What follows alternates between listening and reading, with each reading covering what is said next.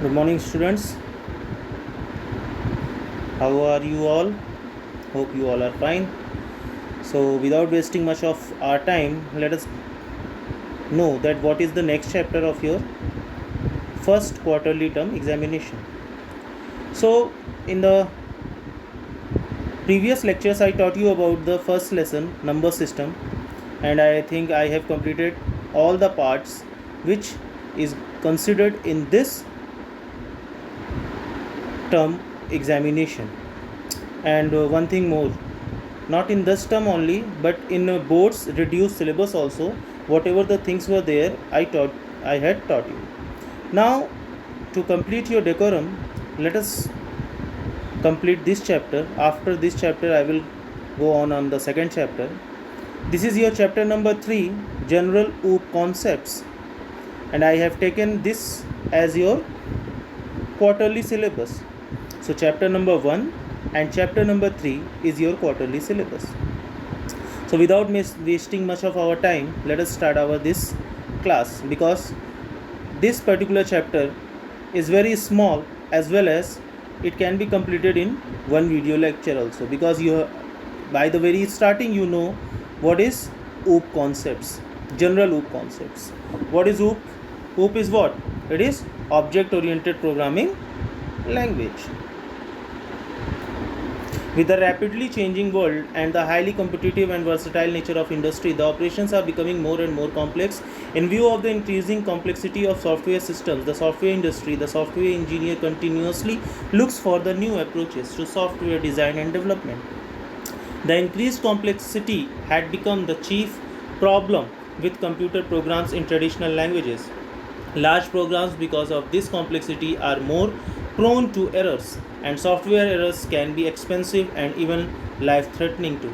The most adopted and more popular programming approach, structured programming approach, failed to show the desired result in terms of bug-free, easy to maintain and reusable programs. The programming approach, object-oriented programming, offers a new and powerful way to cope with this complexity. Its goal is clearer, more reliable, more easily maintained programs.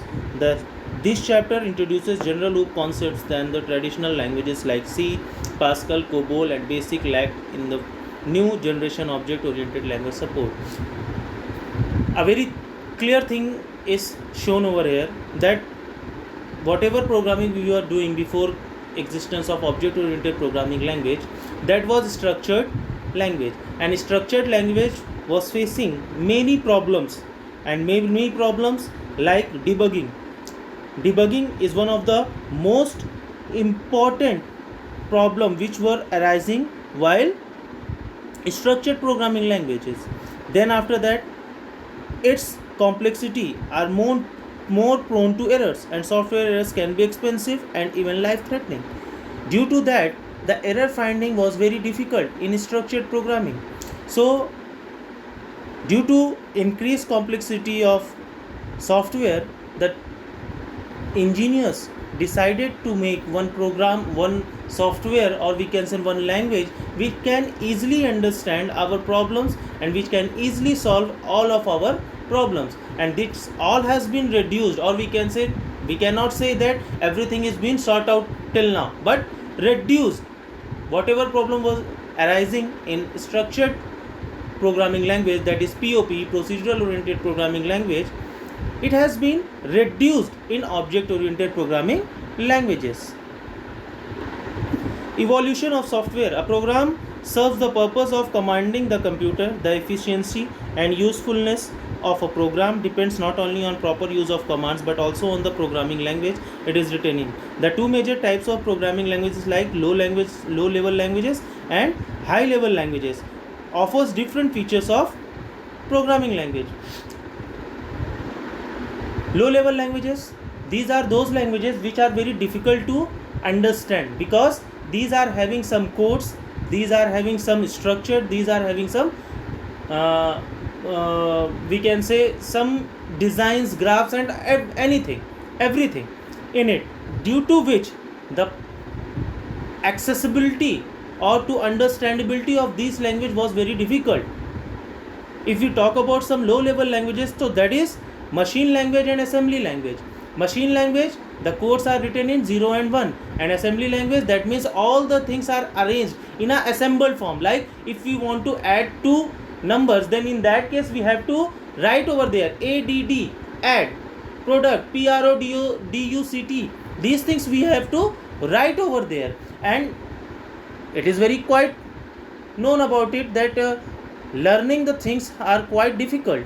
So this is the problem arising with the low level languages. There are some examples also given. A machine code and require extensive knowledge of computer circuitry. Machine language in which instructions are written in binary code, that means 0 and 1, is the only language the computer can execute directly. Assembly language in which instructions are written using symbolic names for the machine operation. As I said you before, read, add, store and operands make programming less tedious than machine language programming. However, assembly program is then converted into machine language using assembler software. Assembly language was also converting to the machine level language because machine cannot understand these words, add, restore, read and these things. So to overcome with this problem, machine level language was introduced. Next, high level language. High level language is quite easy to understand than low level language. How? High level languages on the other hand offer English like keywords, constructs for sequence selection, decisions and iterations and use of variables and constants. Thus it is very easy to program with such language compared to low level language. The programs written in high level languages are converted into machine level language using compiler interpreter, as a computer can work with machine level language. A programming language should serve two related purposes. It should provide a vehicle for the programmer to specify actions to be executed, and it should provide a set of concepts for the programmer to use when thinking about what can be done. Programming do what? First of all, it's a vehicle. That means it's a medium by which a computer and a man or a user can interact with each other. And programming language do once more thing, that is what we have to do. They gives an idea that whatever we have to do like that. So programming language are just like a bridge between user and computer. It works, or we can say it acts like a bridge. Then the first chapter aspect ideally requires a language that is close to machine. So all that aspects of a machine are handled simply and efficiently in a way that is reasonably, so you can understand very easily. You can read it also, whatever it written over here. And I will tell you some high level language, because the low level language I told you, that is machine language, and then assembly language. These are low level languages, as well as some high level languages are there. C, C++, then Java, then after that Python, Ruby. Many more languages are high level languages in which we are doing our work and making understand to the computer. Now next one is programming paradigm. What is paradigm? Paradigm means organizing principle of a program. It is an approach to a programming. Since the invention of the computer, many programming approaches have been tried, such procedural programming, modular programming, structural programming. The primary motivation in each case has been the concern to handle the increasing complexity of programs that are reliable and maintainable.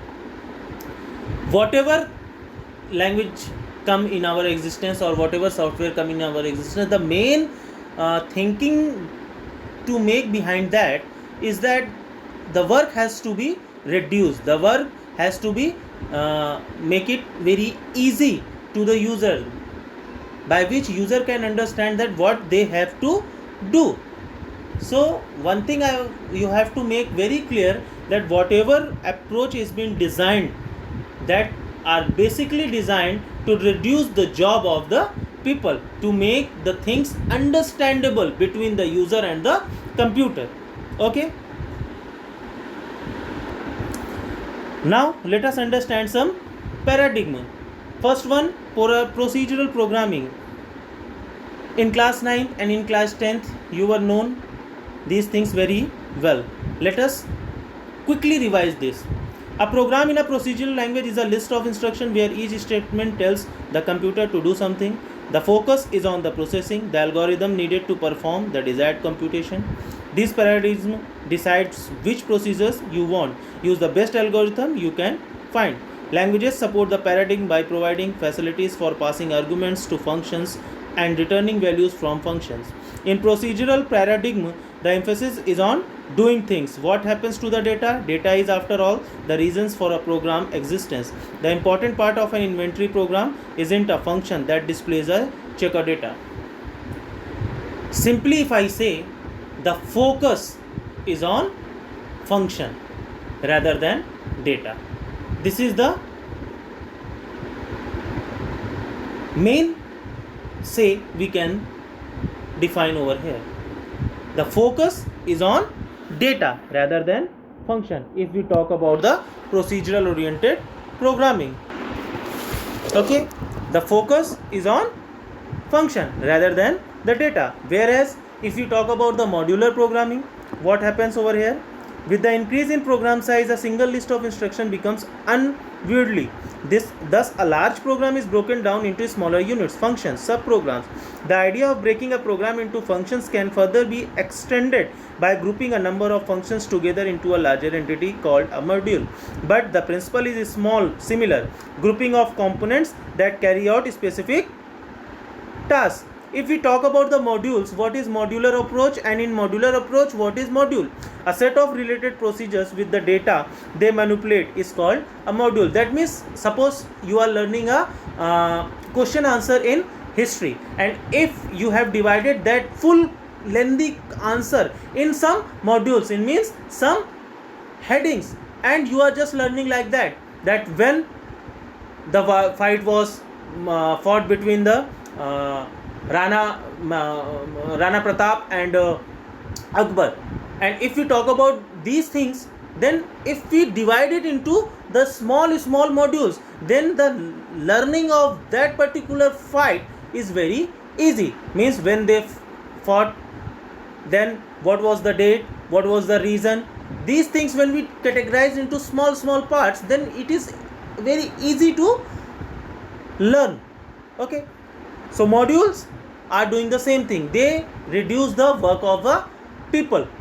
They can easily understand that for what particular purpose this module has been used. Suppose if we talk about a calculator. In calculator there are different modules like add, subtract, multiplication, division, modulus, and they all are having different work at their different positions. Plus used to add two numbers, multiply used to product two numbers, subtract is used to minus two numbers. So these things are there.